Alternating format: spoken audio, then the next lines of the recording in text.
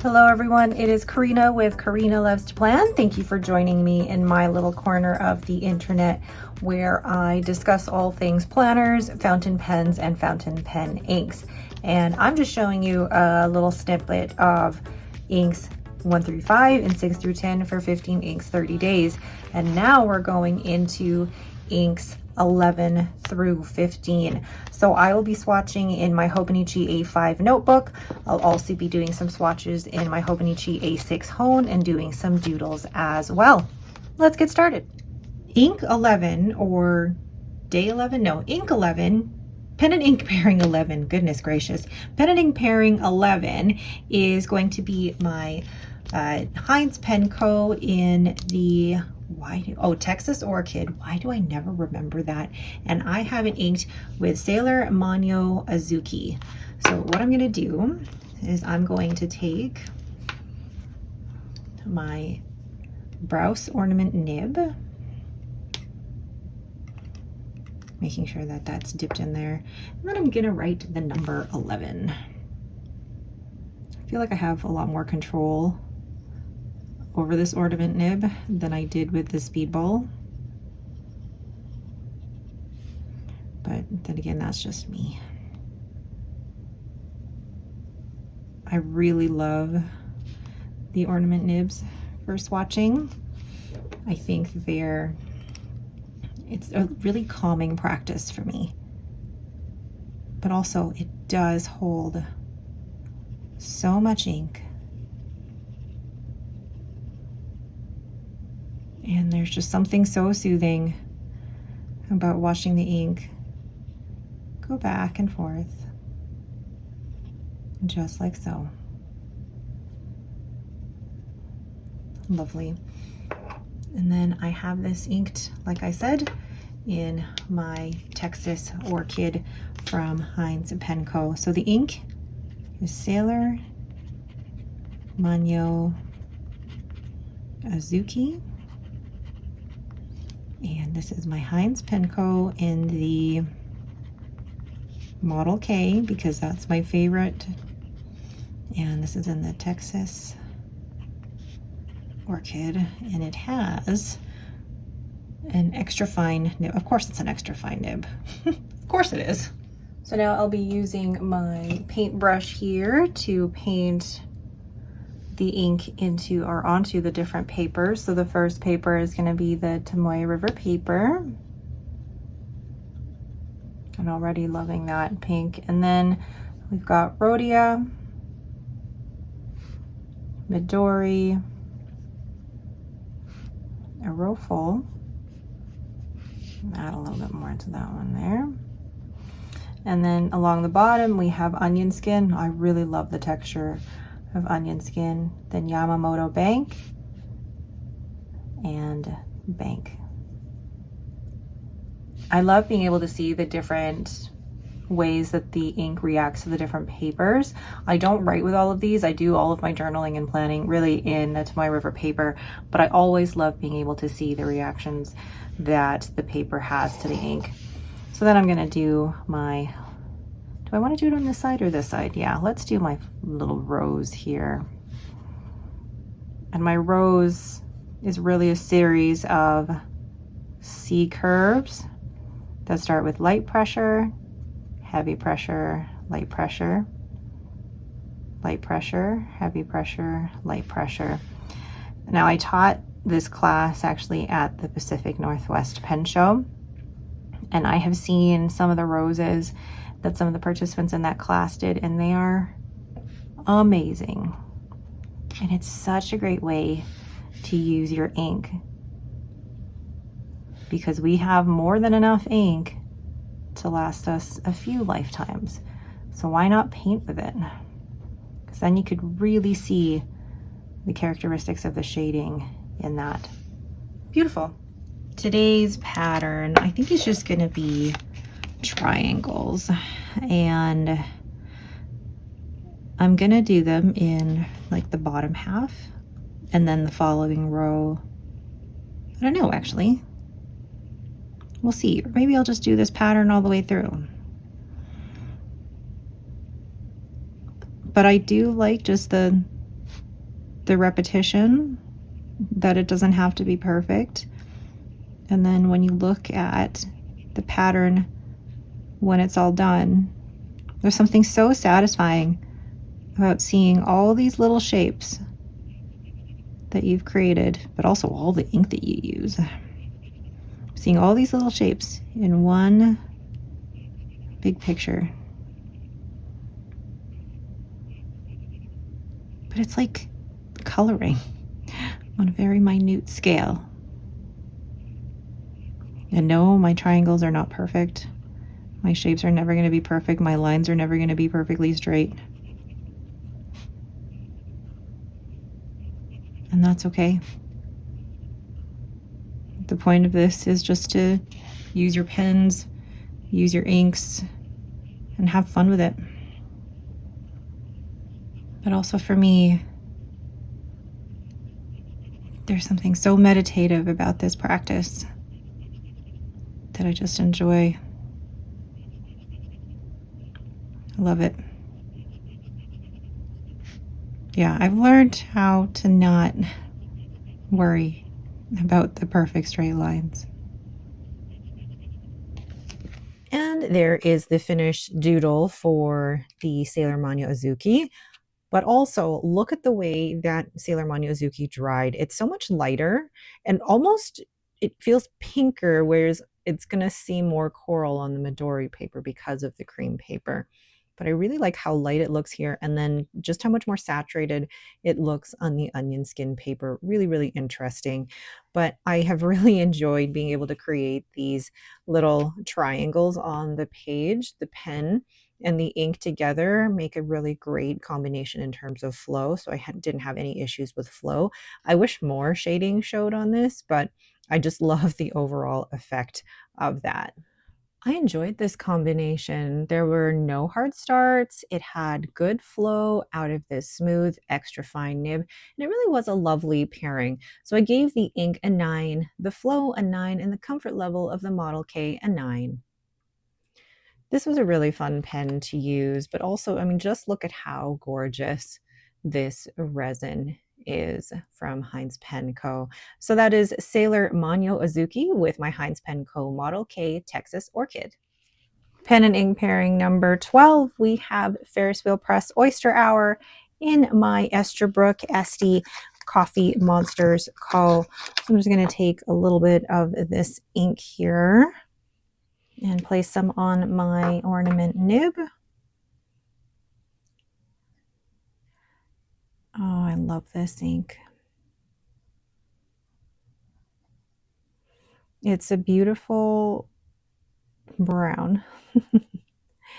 And if you watched my recent video, you'll know that I just did my collection of brown inks. And I had a total brain fart and even forgot one of the most recent brown inks that I purchased, which was Kobe Milk Chocolate.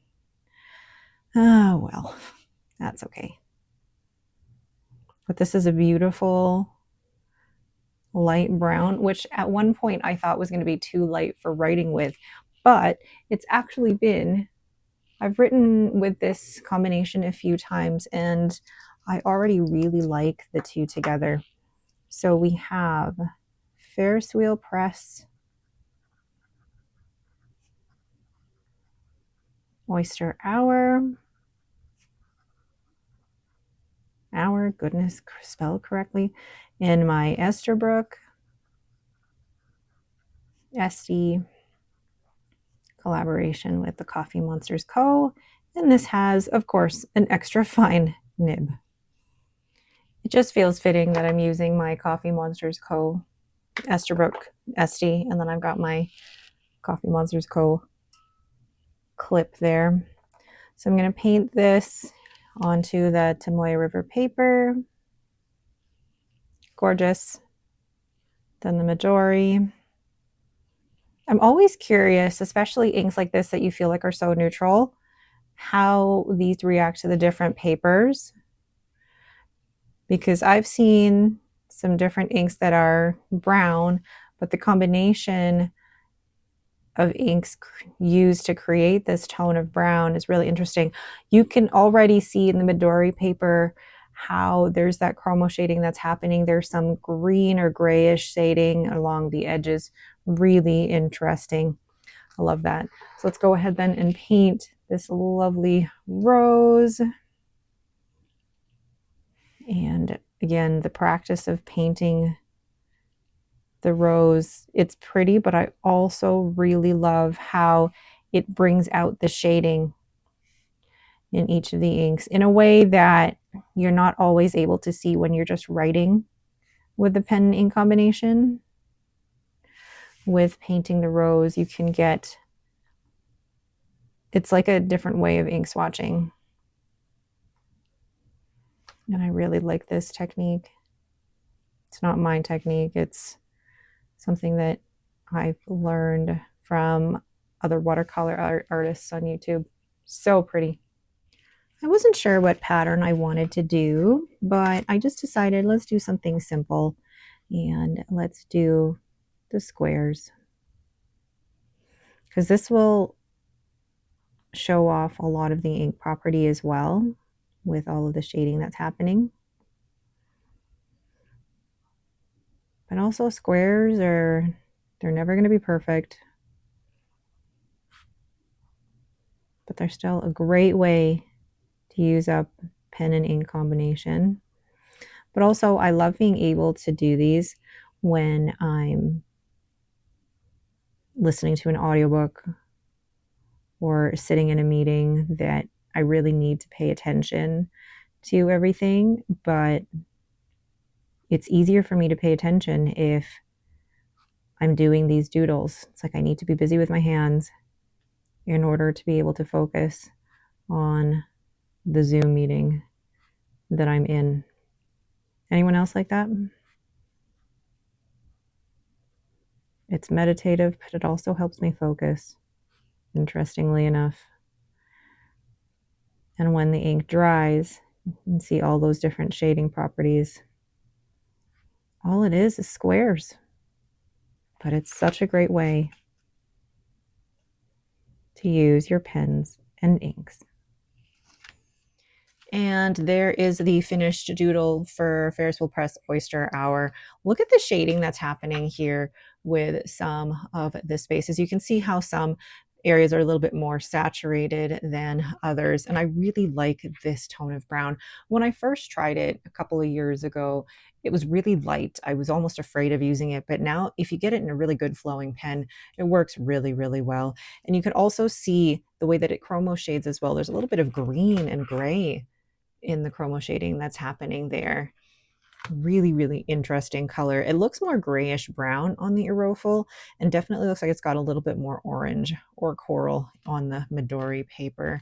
Really lovely. But I also just love doing those squares, especially with a good flowing extra fine nib. I thought these two matched really well, and the ink had above average flow in this extra fine nib. So I'm going to give the ink a 9, the flow an 8, and the comfort level of an SD is always a 10 for me. I have to admit that there was at one point when I was selling all of my pens last month that I was tempted to sell this pen. And then I realized that there's a little bit more sentimentality with this pen as well, because it was created by Helen of the Coffee Monsters Co. And it's one of those where it's every pen is unique. I mean, from the outside it looks plain, but then when you open it up, the grip section is different on every single one. But also I love the little emoji nib on there. So that is my Esterbrook SD and the Coffee Monsters Co. with Ferris Wheel Press Oyster Hour. Pen and ink number 13 is my Franklin Christoph in antique glass, and then I have it inked with Van Diemen's Underflow. So using my Browse ornament nib.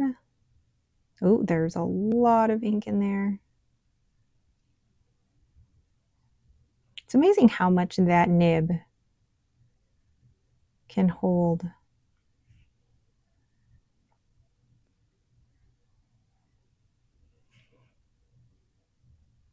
Sorry, if I'm not talking, it's because I'm just mesmerized by the process. I really just love being able to swatch with this nib. I feel like I'm a lot more intentional with this as well because of the techniques we were taught by Bachori during our monoline course. Love that. And I thought it was the perfect match for my Franklin Christoph in the antique glass. I mean, just look at this pen. Whoops. So we have Van Diemen's Underflow. You can hear that nib in my Franklin Christoph. Gosh, which model is this? I can't remember. Model 31 in antique glass. And this has an extra fine SIG nib. So pretty. Look at the shading that's already happening here. So fun. So now I'm going to go and paint in my Hobonichi A6 Hone. I'm so excited to see the different chromo shading properties that come out in each of these papers.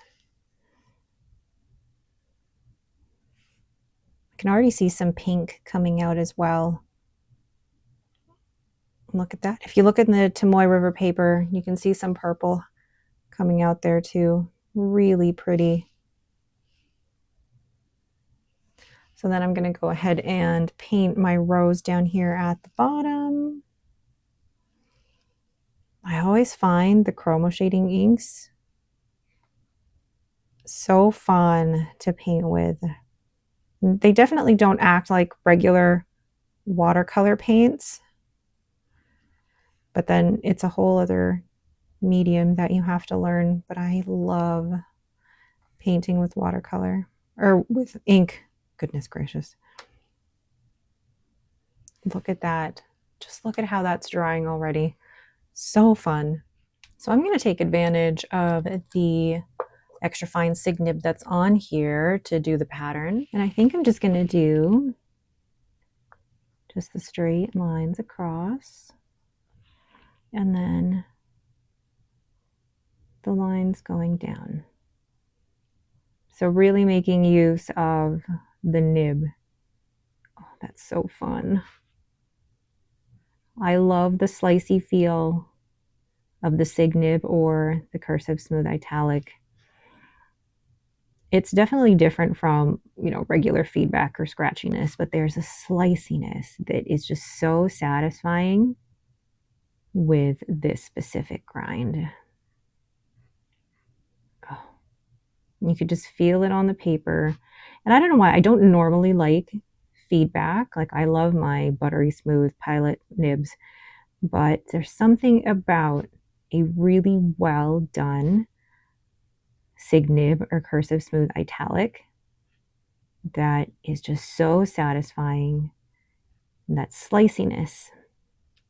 If you know what I'm talking about, let me know down in the comments below.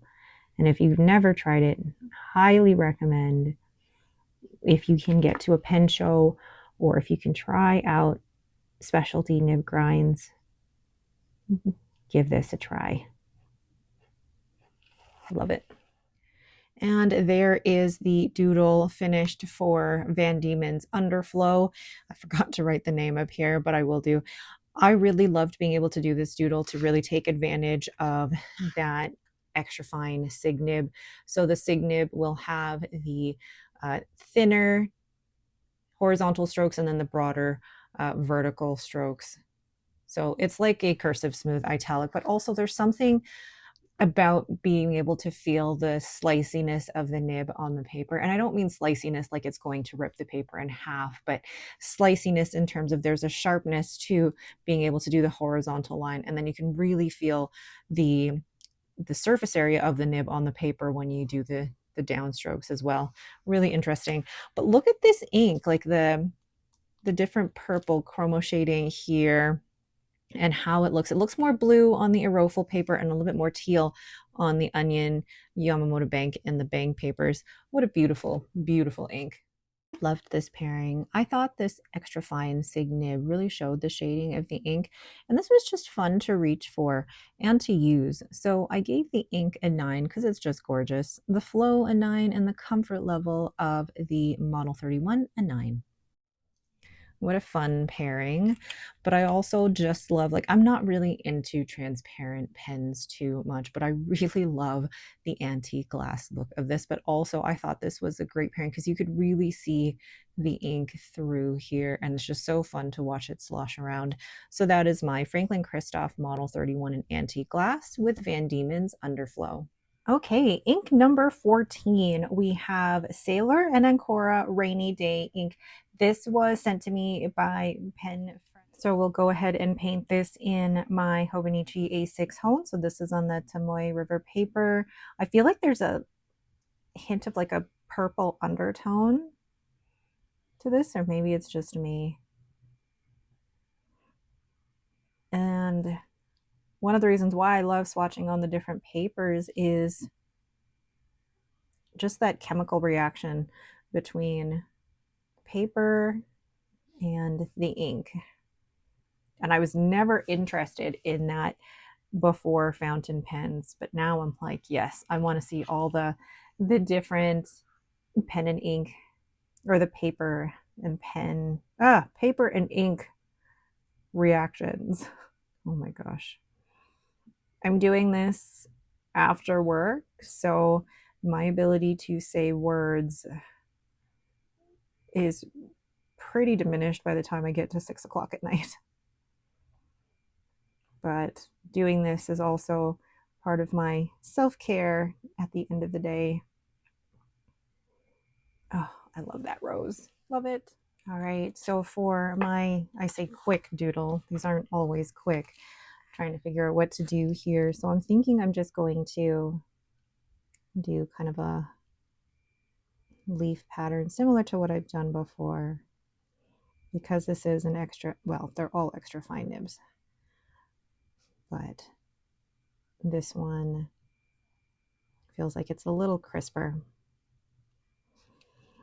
And I found that this year I am leaning more towards the finer nibs. Like the pen that I always have inked, my Pilot Vanishing Point, has an extra fine Pilot nib, and I love that. And then even my Launcher, my Sailor, has a fine nib. So I'm really appreciating the really fine, crisp lines of the extra fines, or even the needle points.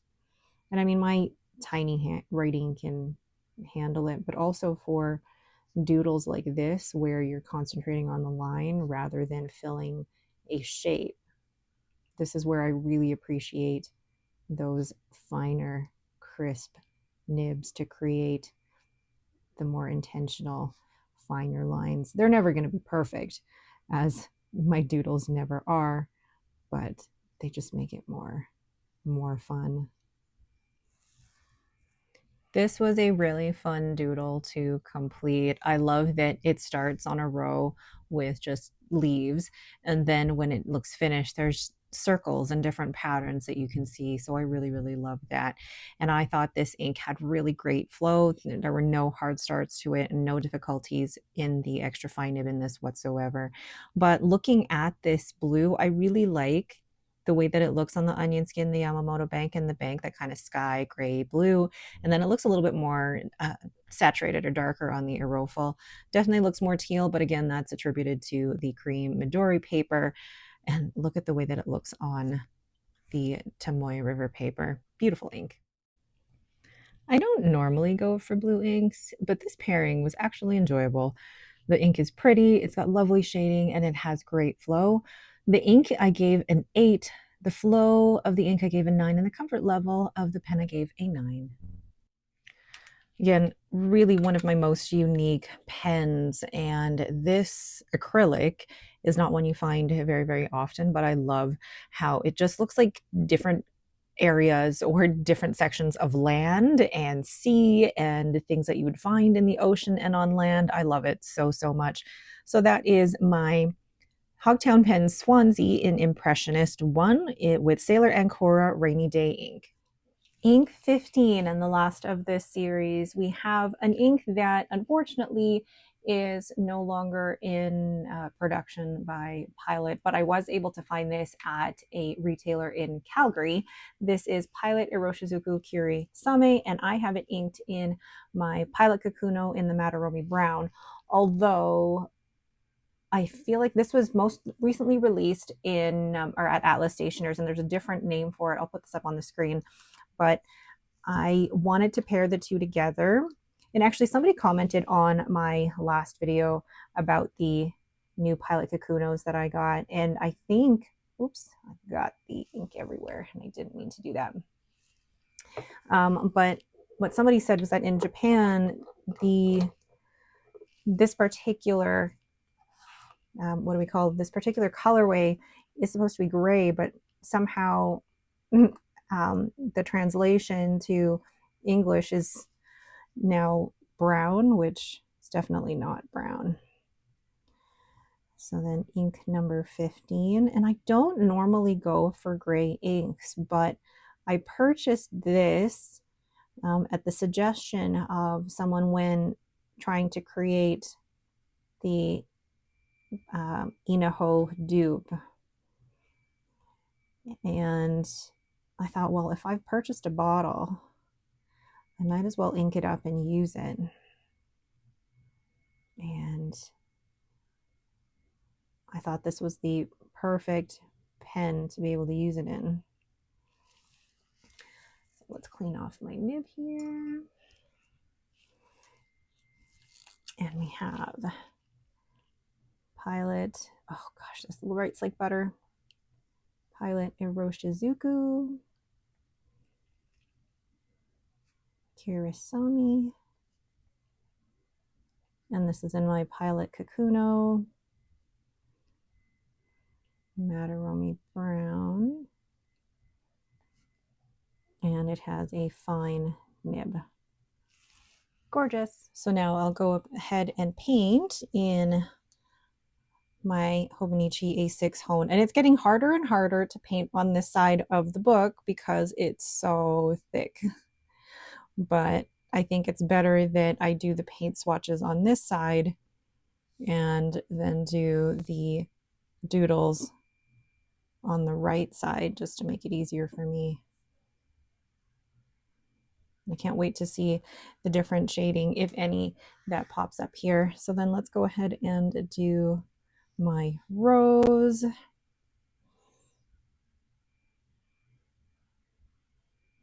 Kind of looks like a happy face when I first do that. And sometimes they look very similar when they start, and then maybe my hand will shake one way and the petal or the brush doesn't go exactly the way that I want it to. And that's okay, because then that leads to differences in each of the roses, which is a good thing. Just adding a little bit of water here. Love that. For this one, I thought I would just do something simple and just do the circles, because circles are easy. I say easy, but also they bring out the different properties of the shading, but also you use so much ink when you're doing this. And like I said, one of the reasons that I do this is the meditation or the calming effect this has. It really allows me to just slow down and focus on what I'm doing and kind of get away from the stresses of the day. And one of the reasons why I don't film the whole process of doing this is because I like having the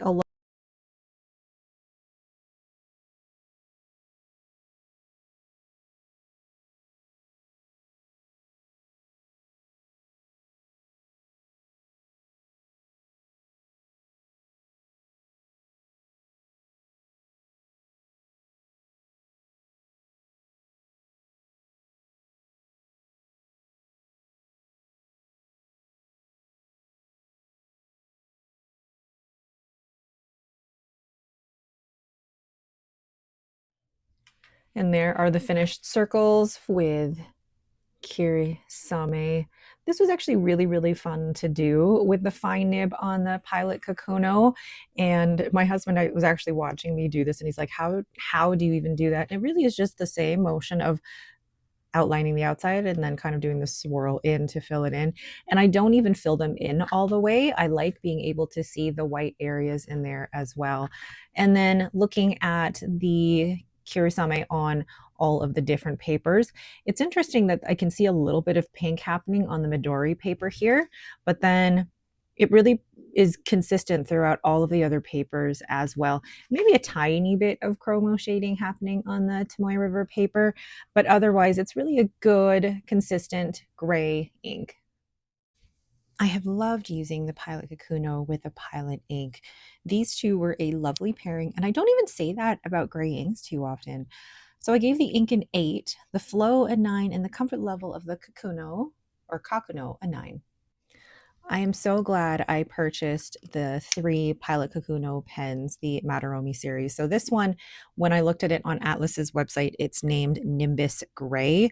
I don't know how it got the name Madarome Brown, but it really is a gray if you're even comparing it side by side to Kirisame. So I think these two were a great pairing, and I cannot wait to keep using Pilot Kakunos in all of my currently inks going forward. One thing I forgot to show are the completed roses.